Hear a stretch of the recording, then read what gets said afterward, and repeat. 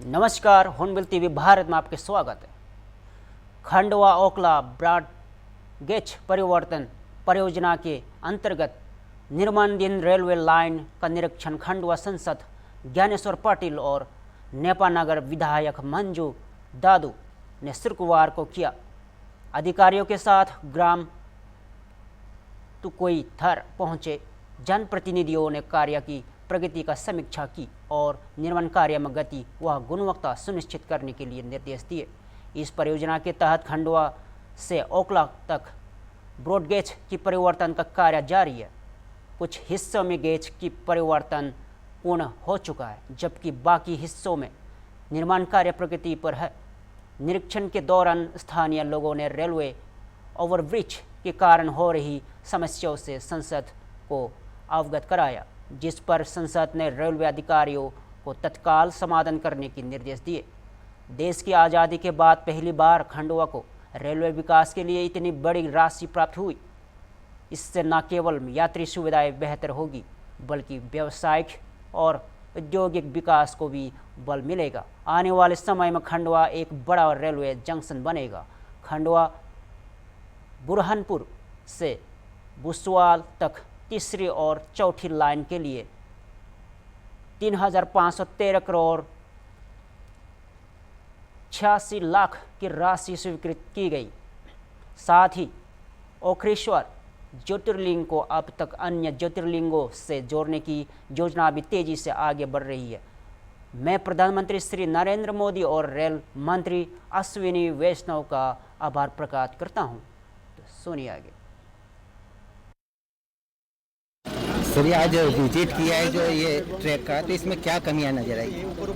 कमियां अभी काम चल रहा है, इसलिए कमी क्या है वो नहीं हम कह सकते, लेकिन जो यहाँ पर ड्रेनेज है वो ड्रेनेज की वजह से क्योंकि ड्रेनेज भी कंप्लीट नहीं हुई है, तो पानी लोगों के घरों में घुस रहा है। टुकड़े थोड़ा जो ब्रिज बना है उस ब्रिज के अंदर पानी रुका रहता है, तो उसकी निकासी किस तरह से हो सकती है और हम लोग किस तरह से काम चल रहा है, उसमें कोई कमी बेसिक होगी तो उसको अभी समय रहते सुधार सकते हैं। दादा, इन लोगों ने जो नालियाँ निकाली है उसका भी ढलाव यहाँ पुलिया पे कर दिया, पूरा पानी पुलिया पे रहता है, और जिसके बारे में यहाँ ठेकेदारों से ग्रामीण अगर बात करते हैं तो ये सीधे बात भी नहीं करते उनसे। देखिए, ऐसा है कि अभी इसीलिए हमने आज संबंधित अधिकारियों को बुलाया था कि हमको ठेकेदार से हमको अधिकारी से बात करना है। ठेकेदार को तो जो अधिकारी दिशा निर्देश पे उस हिसाब से काम करता है। ठेकेदार हर व्यक्ति से बात करना तो संभव नहीं, हमने हर व्यक्ति ने ठेकेदार से बात करना भी चाहिए। यदि कोई कमी बेसिक है तो हमने जनप्रतिनिधि जो संबंधित के अधिकारी है उन अधिकारियों से बात करना चाहिए, और हम लोगों ने इसलिए संबंधित विभाग के अधिकारियों को बुलाकर बात करी।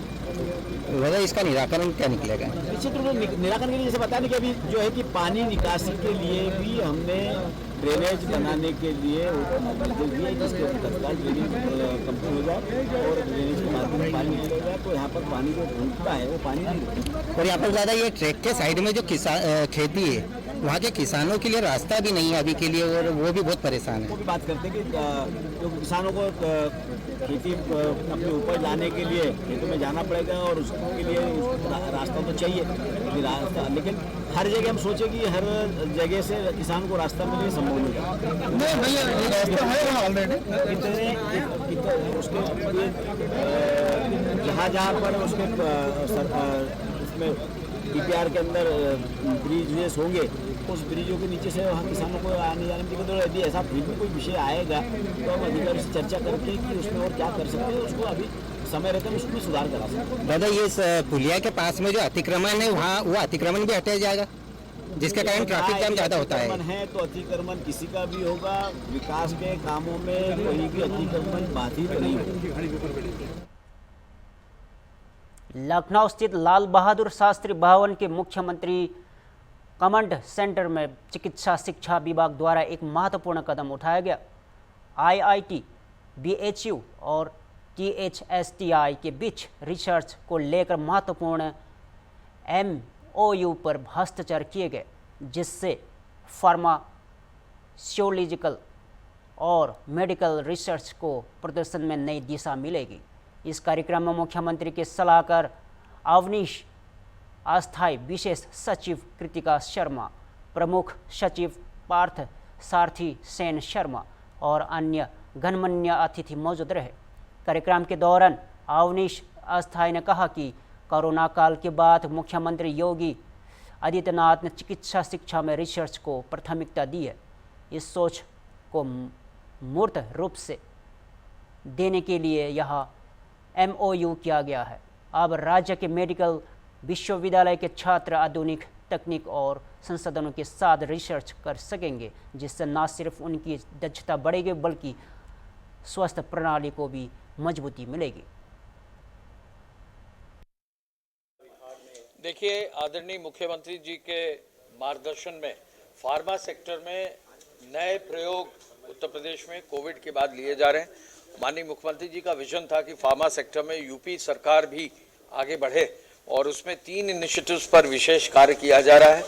यूपी प्रमोट फार्मा एक सेक्शन 8 कंपनी बनी है जो क्लिनिकल रिसर्च और फार्मा सेक्टर में जो डेवलपमेंट है, टेक्नोलॉजी का डेवलपमेंट है, उसको प्रोत्साहित करेगी और प्रोत्साहित करने के लिए स्टार्टअप्स को, मेडिकल कॉलेजेस को, मेडिकल इंस्टीट्यूशंस को, इस क्षेत्र के जुड़े हुए जितने भी इंस्टीट्यूशंस हैं सभी लोगों को आगे बढ़ाएंगे। तो बेसिकली ये रिसर्च को प्रमोट करने के लिए नई एक कॉरपोरेशन बनी है।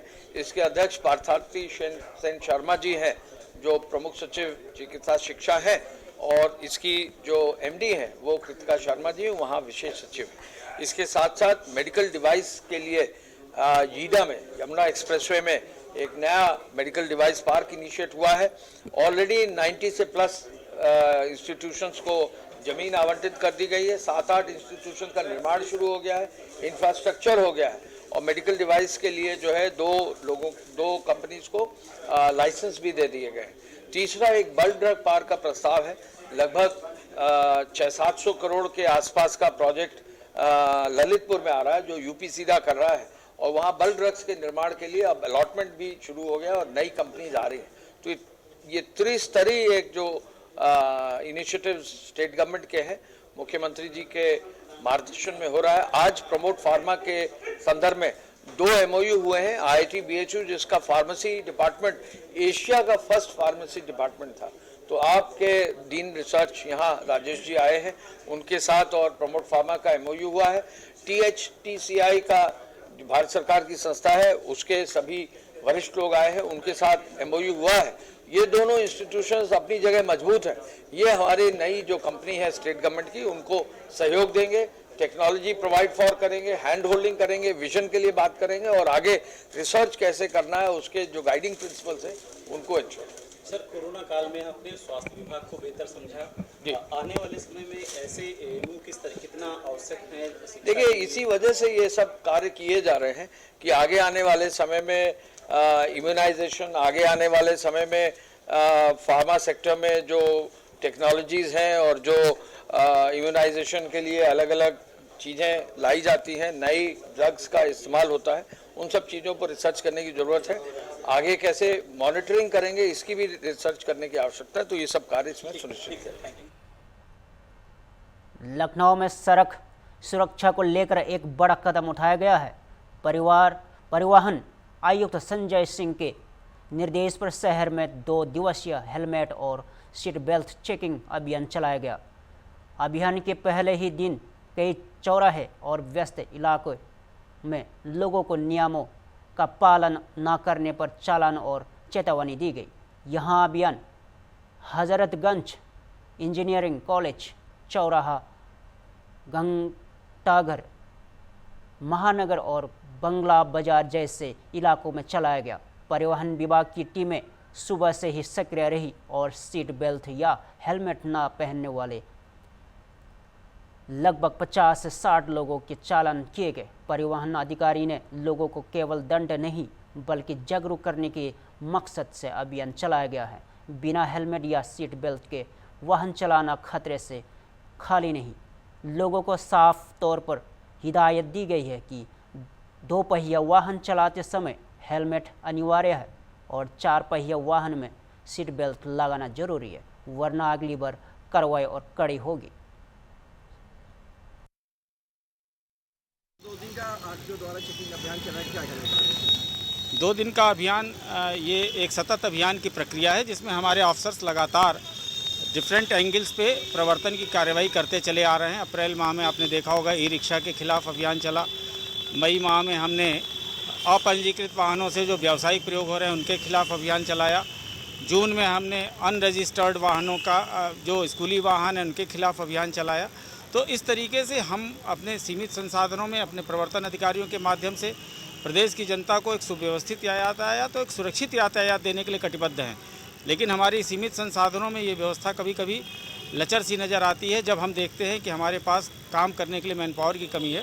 तो आज 2 दिन के इसलिए स्पेशली हमारे आरटीओ साहब ने फील्ड के अफसरों को जो आसपास के जनपद हैं उनके अफसरों को भी यहाँ बुलाया है ताकि हम एक अंजाम तक पहुँच सकें, कुछ सार्थक परिणाम दे सकें, पब्लिक एट लार्ज एक अच्छा मैसेज दे सकें और जन सहभागिता, जन जागरूकता और इन सारी चीज़ों पे कॉमन मैन से आपके माध्यम से ये रिक्वेस्ट कर सकें कि हमें सहयोग करिए एक सिविक सोसाइटी बनाने में, एक जैसे कहते हैं सचेत नागरिक बनकर इस अभियान को। और साथ ही साथ भविष्य में जो बच्चे पकड़े जा रहे हैं उनसे भी मैंने रिक्वेस्ट की कि अपने साथ साथ अपने 5 दोस्तों को जोड़ो। अगर तुम स्टूडेंट हो तो कम से कम अपने 5 दोस्तों को इस तरीके से रखो कि वो भी हेलमेट लगाएं। तो ये हमारा प्रयास है कि एक सामूहिकता से ही हम इसको सफल बना पाएंगे। हम उस दिशा में एक कदम आगे।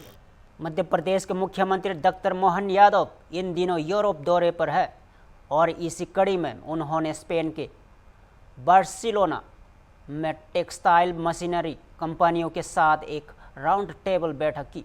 इस बैठक का उद्देश्य था मध्य प्रदेश को टेक्सटाइल मशीनरी मैन्युफैक्चरिंग हब के रूप में स्थापित करना और यूरोपीय तकनीकी साझेदारियों को बढ़ावा देना। मुख्यमंत्री ने बैठक में मौजूद अमेरिका, इटली और स्पेन की अग्रणी कंपनियों को मध्य प्रदेश की निवेशक अनुकूल नीतियों, विशेष टेक्सटाइल पार्क, SEZ जोन और प्रोत्साहन योजनाओं के बारे में विस्तार से जानकारी दी। मध्य प्रदेश टेक्सटाइल सेक्टर में वैश्विक निवेश के लिए तैयार है। हम टेक्नोलॉजी ट्रांसफ़र, सस्टेनेबल प्रोडक्शन और इनोवेशन के बढ़ावा देंगे। बैठक में मुख्यमंत्री ने यूरोपीय कंपनियों को आमंत्रित किया कि वे मध्य प्रदेश में उत्पादन इकाइयाँ स्थापित करें। साथ ही उन्होंने बताया कि कैसे राज्य का उद्योग फ्रेंडली माहौल विदेशी निवेश के लिए आदर्श है।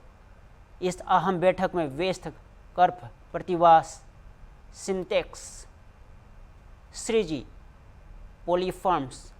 पॉलीमर्स और दीवी ग्रुप जैसी मध्य प्रदेश की प्रमुख टेक्सटाइल कंपनियां भी मौजूद रही। ये उत्साह उमंग भरने वाला देश के नागरिकों का समय है।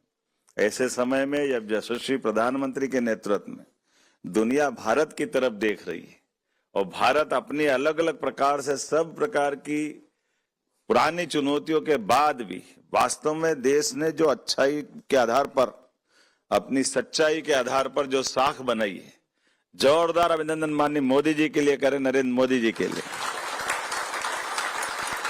अब मेरे से ज्यादा तो आप बता रहे हो उनकी सारी बातों का, और वाकई अद्भुत भी है। लोग दांतों तली उंगली दबा लेते हैं कि ये भारत वही भारत है क्या जो हमने कहा कि जियो और जीने दो की बात कहता है तो करके कैसे दिखाता है। यूरोपीय यूनियन के देश कितने हैं? 40 से ज्यादा है, और ऐसी इतनी बड़ी आबादी में उस देश की विशेषता अगर भारत से इस बात को देखो कि हाँ, भारत वो देश है जो 80 करोड़ नारी, इकबाल क्या कह रहे हैं, यही तो कह रहे हैं कि हाँ, हमारी अपने अंदर की अच्छाइयां ऐसी है। ये जो हमारी अंदर की अच्छाई है, हम तो जीने के लिए भी इसी परमात्मा को यश देते हैं कि परमात्मा करे कभी कोई ऐसा हमसे जीने का कोई प्रश्न पूछे तो हम हमेशा जीने के लिए दूसरे की भलाई में अपना जीवन लगाने वाले लोग, अपना आनंद। आपका भी इस देश के साथ, प्रदेश के साथ वही संबंध है जो मेरा संबंध है। आपके साथ उस रिश्ते को, आपके साथ उस गहराई को बांटने भी इंडस्ट्रियां लगी थी मध्य प्रदेश में, तो हमने कहा कि हाँ, हम आपको इस प्रकार से ये छूट देंगे, और छूट भी नगद में देंगे। और नगद में भी कैसे देंगे? डीबीटी के माध्यम से, जैसे गरीब से गरीब आदमी के भी उसके हक के पैसा सीधे डीबीटी से उसके खाते में जा रहा है, लेकिन हमारी सरकार के माध्यम से 5,200 करोड़ का पैसा उनके खाते में डालने का मध्य प्रदेश ने अपना रिकॉर्ड बनाया है। सीधे इसके सारे पैमाने पूरे कर रहे हैं, बल्कि उनकी जो जो जरूरत है उसकी तुरंत पूर्ति कर रहे हैं। किसी ने जमीन मांगी थी अपने, हम तो विदेश में ही थे, हमने ऑनलाइन सारी पेपर प्रक्रिया करके जाने के पहले उनको कागज का लंदन में उनको अधिकार पत्र दे दिया कि अब हमारी आपको जो फैक्ट्री लगाना वो यही है, जमीन का अधिकार पत्र दे रहे हैं आपको, हमको दोनों को भारत जाने की जरूरत भी नहीं, मध्य प्रदेश भी जाए बगैर यही दे दिया। जैसे अभियान हमारे यशस्वी प्रधानमंत्री का भारत है, जिसका आज जहां भी बासिंदा बैठा है भारत का, उसका रोम रोम एक ही आवाज दे रहा है, भारत माता की। तो मालूम है जैसे दूध में शक्कर मिल जाती है, ऐसे आपके आने से इसके आनंद और बढ़ गए। ये एहसास हो रहा है कि हाँ, भारत के लोग स्पेन के अंदर भी, बार्सिलोना में भी जो आनंद बढ़ा रहे हैं, ये हमारे लिए कुल मिलाकर के भारत की संस्कृति को जानने समझने वाले लोग जो भारत को जीते हैं उनसे ही मालूम पड़ता है। हम 3 साल के अंदर सभी किसानों को बिजली के सोलर पंप देकर के बिजली के झंझट से मुक्त करा रहा है, और सोलर से भगवान सूर्यनारायण का इतना प्रकाश है अपने राज्य के ऊपर कि वो अपनी बिजली खुद उत्पन्न करे और अपने आप में ग्रीन एनर्जी से अपने खुद के सोलर पंप चला ले, घर की बिजली भी चला ले। तो एक तरह से ये ऐसे कई wind energy, solar energy, pump storage, और इसके माध्यम से पूरे देश में आपको जानकारी इतना ही देना चाहूंगे, आज की स्थिति में मध्य प्रदेश में बिजली सबसे सस्ती पूरे देश में कहीं बन रही है, तो मध्य प्रदेश में बन रही, बल्कि दिल्ली की मेट्रो की बिजली भी अगर जा रही है। मध्य प्रदेश के पूर्व मुख्यमंत्री बसपा की वरिष्ठ नेता उमा भारती ने आज भोपाल में प्रेस कॉन्फ्रेंस कर अपनी राजनीति और व्यक्तिगत पीड़ा को सबके सामने रखा। उन्होंने बिना किसी का नाम लिए कहा कि दोनों ही सरकारें ने उन्हें प्रताड़ित किया, चाहे वो सुंदरलाल पटवा का कार्यकर्ता हो या फिर शिवराज सिंह चौहान का।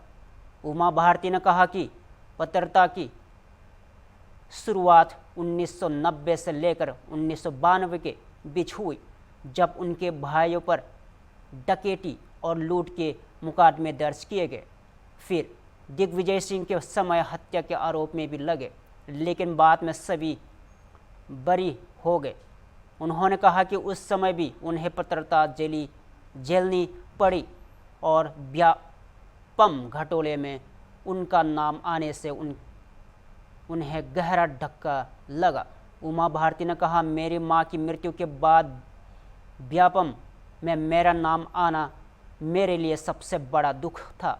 मुझे सीबीआई और अन्य एजेंसियों पर भरोसा था, पर मेरे साथ न्याय नहीं हुआ।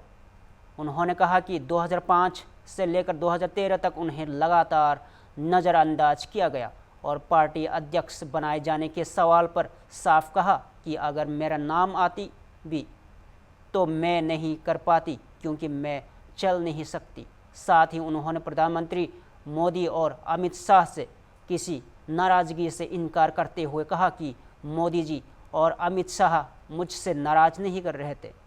उन्होंने देश में राजनीतिक स्वच्छता तो बताई, लेकिन कहा कि प्रशासनिक स्वच्छता लाना और जरूरी है।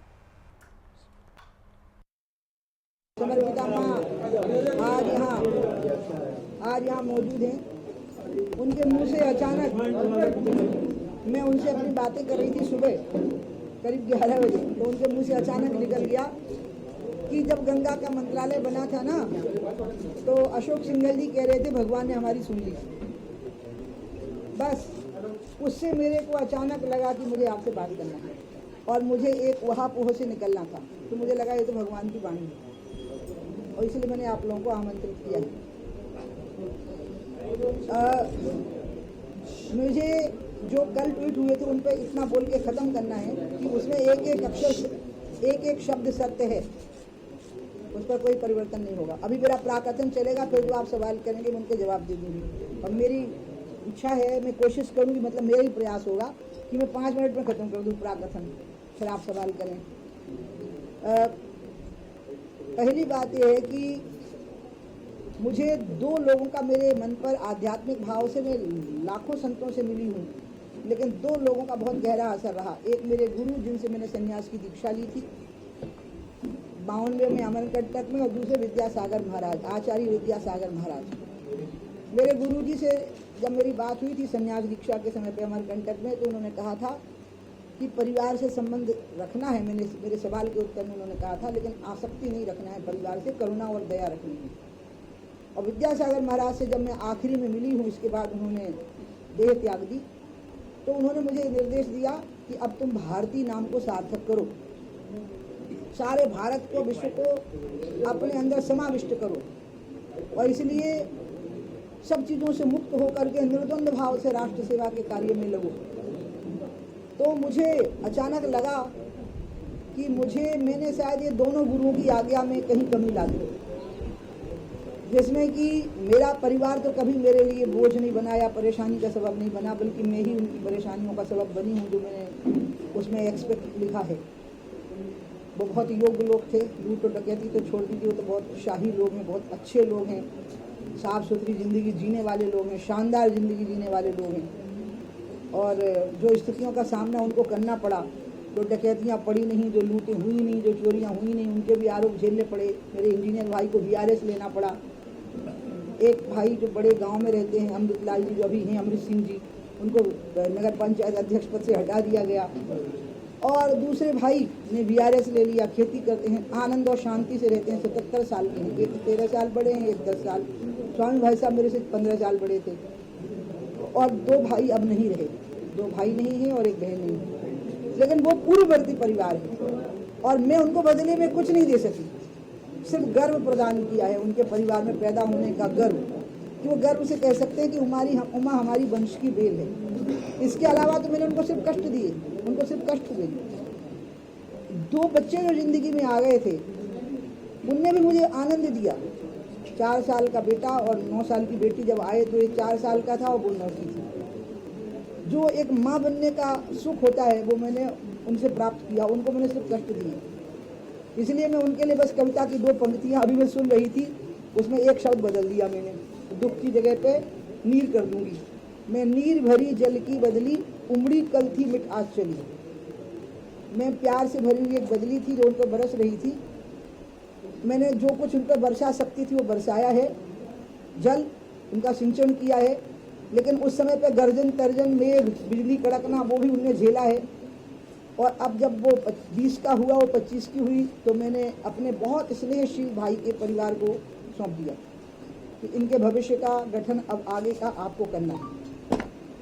इसके अलावा मैं उनके बारे में कुछ नहीं बोलूँगी, क्योंकि मैं समझ गई हूँ कि जो मैंने गुरु जी की आज्ञा का ध्यान नहीं रखा कि करुणा और दया रखना, आसक्ति मत रखना। मुझे बच्चों से आसक्ति थी बहुत, दोनों से। और दूसरी बात जो विद्यासागर महाराज ने कहा था कि अरे अब तुम भारतीय बनो सिर्फ, और पूरे भारत को अपने अंदर समा के चलो। और ये भी कहा कि बुआ, मौसी, चाची, ताई, मामी नाम से तुमको संबोधित नहीं होना। बोलो क्या नाम सुनना चाहती हो, उन्होंने मेरे को कहा। अभी के लिए इतना ही। देखते रहिए हॉर्नबिल TV भारत।